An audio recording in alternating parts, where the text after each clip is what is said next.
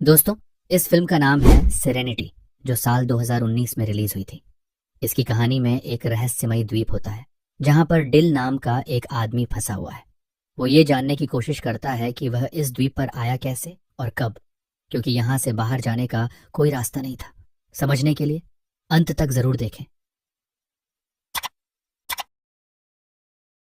Film की कहानी शुरू होती है तो हम देखते हैं डिल को, जो इस कहानी का मुख्य किरदार है। डिल के पास एक बोट है और उसे मछली पकड़ने का बहुत शौक है। डिल प्लाईमाउथ नामक एक द्वीप पर रहता है। पैसा कमाने के लिए अक्सर वह कुछ टूरिस्ट को मछली पकड़ने के लिए लेकर जाता। डिल उनके लिए रॉड सेट करता और टूरिस्ट खुद मछली पकड़ते, जिससे उन्हें बहुत खुशी होती थी।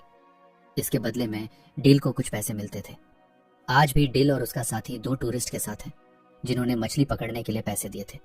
लेकिन आज कुछ अलग होता है। जब मछली पास आई तो डिल अपने क्लाइंट को रॉड देने से इनकार कर देता है।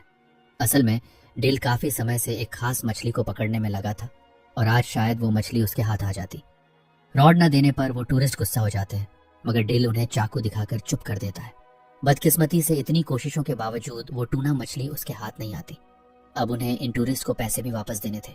हालांकि डिल के लिए ये कोई बड़ी बात नहीं थी, लेकिन ड्यूक बहुत निराश था क्योंकि उसे अपनी पोती की यूनिवर्सिटी की फीस भरनी थी।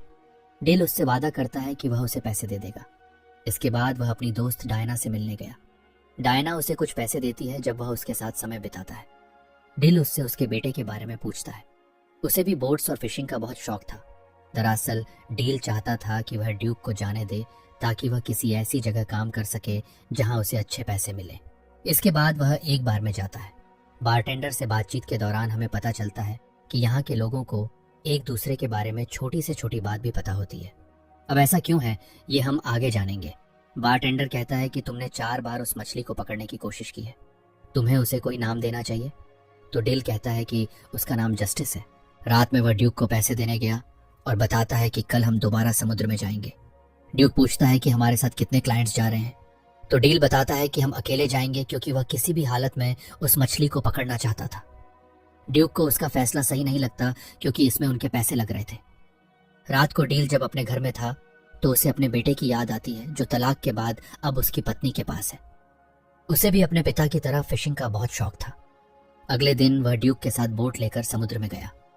पूरा दिन इंतजार करने के बावजूद भी उन्हें वो मछली नहीं मिल सकी, जिससे डील बहुत निराश था। वापस आने पर वो ड्यूक से कहता है कि तुम मेरे लिए बैड लक हो। जब से तुम्हारी पत्नी मरी है तब से तुम्हारी किस्मत ही खराब है। ये सुनकर ड्यूक को बहुत बुरा लगता है और वो गुस्से में अपना सामान लेकर वहां से चला जाता। लेकिन दरअसल डील ने यह जानबूझकर किया था ताकि ड्यूक कहीं और काम ढूंढ ले।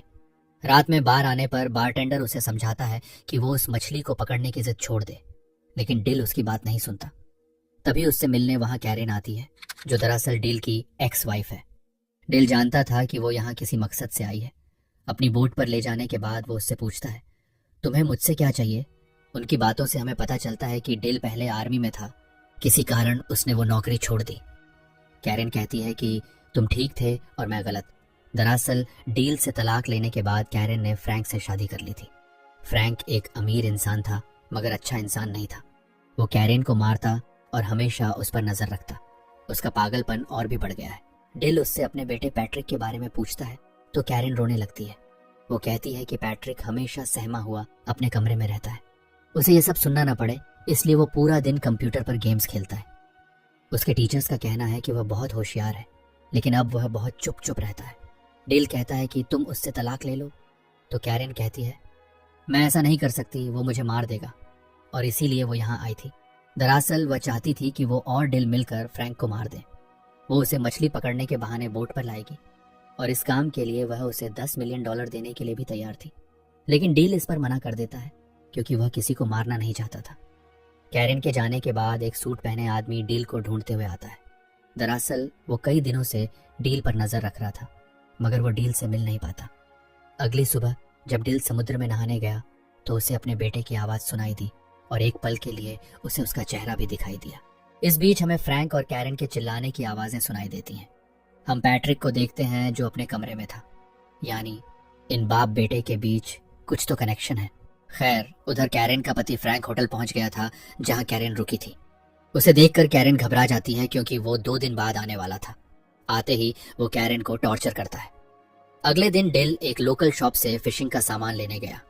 तब वहां काम करने वाली औरत उसे बताती है कि लोग फ्रैंक को लेकर चर्चा कर रहे हैं कि वो 1 घंटे तक अपनी पत्नी को बेल्ट से मारता रहा और कैरेन के मुंह से आवाज तक नहीं निकली। डिल इस बारे में बात किए बिना वहां से चला गया। बोट के पास आने पर उसने देखा कि फ्रैंक कैरेन के साथ उसका इंतजार कर रहा था। फ्रैंक कहता है, मेरी पत्नी ने बताया कि तुम हमें फिशिंग पर नहीं ले जाओगे। डिल कहता है, मैंने कुछ नियमों का उल्लंघन किया है, इसलिए मैं किसी को अकेले बोट पर नहीं ले जा सकता। फ्रैंक कहता है, इस छोटे से आइलैंड पर कानून पैसों के आगे हार जाता है, तो तुम इस बात की फिक्र मत करो। लेकिन डिल फिर भी इसके लिए नहीं मानता। तब फ्रैंक कहता है, हर आदमी की कोई कीमत होती है। मैं कल यहाँ आऊंगा और तुम मुझे फिशिंग पर ले जाओगे। इसके बाद वह वहां से जाने लगता है। इस बीच वही अनजान आदमी डील को ढूंढते हुए उसके पास आता है, लेकिन इस बार भी डील उसकी बात सुने बिना वहां से निकल जाता है। वह आदमी अपनी घड़ी देखकर कहता है, मैं 20 सेकंड लेट हो गया, कुछ तो गड़बड़ है। बाद में डिल एक मछली बेचने जाता है, जहां कार्लोस उसे बताता है कि तुम्हें कोई ढूंढ रहा था, लेकिन डिल को इसमें कोई दिलचस्पी नहीं होती। फिर वह डायना के बिल्ली को देने जाता है जो गुम हो गई थी। डायना कहती है, मैंने सुना कि कैरेन ने तुमसे मदद मांगी थी। तुम एक अच्छे इंसान हो, मुझे लगता है कि तुम्हें उसकी मदद करनी चाहिए। वहां से निकलने के बाद ड्यूक उससे मिलने आया। वह कहता है, फ्रैंक तुम्हें सिर्फ एक टूर के लिए $10,000 देने वाला है। मुझे अपनी पोती की फीस देनी है, तुम्हें उसकी ऑफर मान लेनी चाहिए। डिल कहता है, मैं तुम्हारी बात क्यों मानूं? तो ड्यूक कहता है, मैं जानता हूं तुम ये सब क्यों कर रहे थे, लेकिन मुझे तुम्हारी रहम की जरूरत नहीं, मुझे तुम्हारी मदद चाहिए। अब ड्यूक की मदद करने के लिए डिल मान जाता है। बाद में कैरेन फिर से डिल से मिलने आती है। डिल कहता है, मैं उसे सिर्फ फिशिंग पर ले जाऊंगा, मैं उसे मारने वाला नहीं हूं। तो कैरेन कहती है, वो मुझे और पैट्रिक को मार देगा। मैं जानती हूं कि तुम उससे बात करते हो, वो अपने कंप्यूटर से तुम्हें सुन सकता है, तुम दोनों एक दूसरे से जुड़े हुए हो। डिल उसकी बात का कोई जवाब नहीं देता। खैर, बाद में जब वह और ड्यूक समुद्र में होते हैं तो डिल अपने दिल की बात कह देता है कि उसे यहाँ कुछ गड़बड़ लग रही है। फिशिंग के दौरान डिल फ्रैंक से पूछता है कि क्या उसके बच्चे हैं। तो फ्रैंक कहता है, मेरा एक सौतेला बेटा है, मैंने उससे दोस्ती करने की बहुत कोशिश की, लेकिन वो पूरा दिन अपने कंप्यूटर पर लगा रहता है। उसके मैथ्स टीचर कहते हैं कि वो जीनियस है, लेकिन वो पूरा दिन एक बेकार से गेम में लगा रहता है जिसमें एक आदमी पूरा दिन फिशिंग करता है। वो मुझे पसंद नहीं करता। डिल पूछता है, वो तुमसे इतनी नफरत क्यों करता है? तो फ्रैंक कहता है, मैं नहीं जानता, लेकिन एक दिन मैं उसे ही मार दूंगा। ये सुनकर डिल को गुस्सा आ जाता है, लेकिन इससे पहले कि वो कुछ करता, उनके हुक में एक बहुत बड़ी शार्क फंस जाती है और वो लोग उसे पकड़ने में लग गए। खैर, वापस आने के बाद डिल कहता है कि कल हम दोबारा से जाएंगे। कैरेन को मौका मिल जाता है बात करने का, इसलिए वो डिल को फिर से ऑफर करती है कि वह फ्रैंक को मार दे। कैरेन कहती है कि पैट्रिक भी यही चाहता है। ये सुनकर डिल सोच में पड़ जाता है। ड्यूक ने भी उनकी बातें सुन ली थी। वह डील से पूछता है, क्या तुम उन लोगों को जानते हो? तो डील कहता है, वो मेरी एक्स वाइफ है। आर्मी में नौकरी के दौरान मैं एक जंग पर गया था।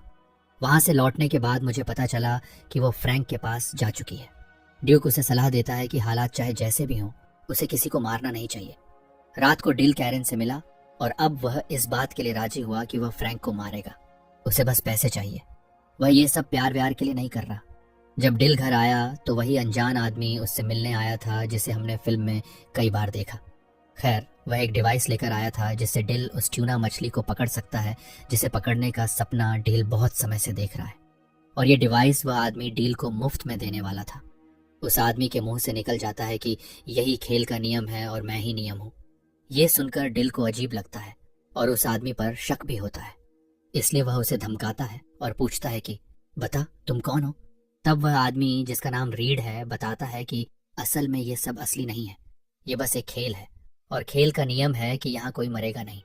तुम एक कैरेक्टर हो और तुम्हें उस ट्यूना मछली को पकड़ना है।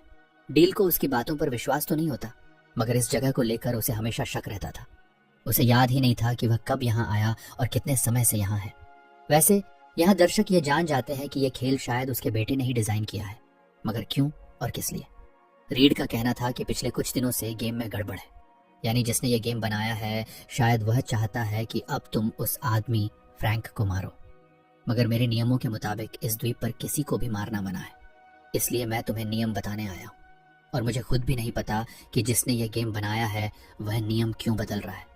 डील को उसकी बात बकवास लगती है। अगली सुबह डील ने महसूस किया कि वह अलार्म से पहले उठ नहीं पाता, जो इस बात की ओर इशारा करता है कि शायद सच में वह किसी गेम में है। हर जगह उसे बस एक ही बात सुनने को मिल रही थी, जाओ और उस मछली को पकड़ो। डिल याद करने की कोशिश करता है कि आखिर वह इस द्वीप पर आया क्यों और कब, मगर उसे अपने दिमाग में ऐसी कोई भी याद नहीं मिलती। वह अपनी गाड़ी में बैठकर काफी आगे निकल जाता है और अब उसे महसूस होने लगता है कि यह सब सच नहीं है, वह खुद से बातें कर रहा था। तभी उससे मिलने डायना का बेटा सैमसन आता है। वह कहता है, आपको किसी की जरूरत थी, क्या मैं आपके साथ काम कर सकता हूँ? इस पर डील हंसने लगता है और कहता है, जब मैंने तुम्हें इस गेम से मांगा था तब तुम मुझे नहीं मिले और अब यह गेम मुझे सब कुछ दे रहा है। डिल वहां से चला गया। अपना शक दूर करने के लिए वह स्टोर के मालिक से कुछ सवाल पूछने लगा, मगर वह हमेशा बात को बदल देता है। फिर डिल फोन करके ये पता करने की कोशिश करता है कि रीड असली है या नहीं। उसे जवाब मिला कि रीड असली है। सबसे तंग आकर डिल बार में गया ताकि वह ड्रिंक कर सके, लेकिन बारटेंडर भी उसे वही बात कहता है। वह कहता है, क्या आज तुम फिशिंग करने नहीं जा रहे? तुम्हें काम पर जाना चाहिए। टूरिस्ट्स को मत लेकर जाना, वे हमेशा तंग करते हैं। यानी गेम के नियम उसे फ्रैंक को न मारने के लिए कह रहे थे, लेकिन पैट्रिक के दिमाग में कुछ और ही चल रहा था। दूसरी तरफ दिखाया जाता है कि जब कैरन की आंख खुली तो उसने फ्रैंक को बाथरूम में घायल पाया। पिछले रात 6 लोगों ने उसे मारा था। दरअसल यह काम ड्यूक का था। उसने ही फ्रैंक को मारने के लिए कुछ लोगों को पैसे दिए थे ताकि वह आज बोट पर ना आ सके। ड्यूक डील से कहता है, मैंने तुम्हारे लिए जो सही लगा मैंने वही किया। इस बात से डील को बहुत गुस्सा आता है। जख्मी होने के बावजूद कैरन फ्रैंक को मना लेती है कि वह फिशिंग पर जाए। डिल समुद्र के किनारे निराश बैठा था। तभी रीड उसके पास आता है। डिल कहता है, मुझे कुछ भी समझ नहीं आ रहा कि मैं यहाँ क्यों हूँ। मेरी जिंदगी का मकसद क्या है? क्या मैं पागल हो चुका हूँ? रीड कहता है, इस बारे में तो मैं भी कुछ नहीं जानता, लेकिन मैं ये जानता हूँ कि यहाँ हो क्या रहा है। हम सब किसी का सपना है और हमारे बारे में सिर्फ वही जानता है जिसने हमें बनाया है, और शायद तुम जानते हो कि वो कौन है। तो डिल कहता है, हाँ, वो एक छोटा बच्चा है जो एक अंधेरे कमरे में बैठकर हमें देख रहा है। उसका सौतेला बाप उसकी माँ को मारता रहता है।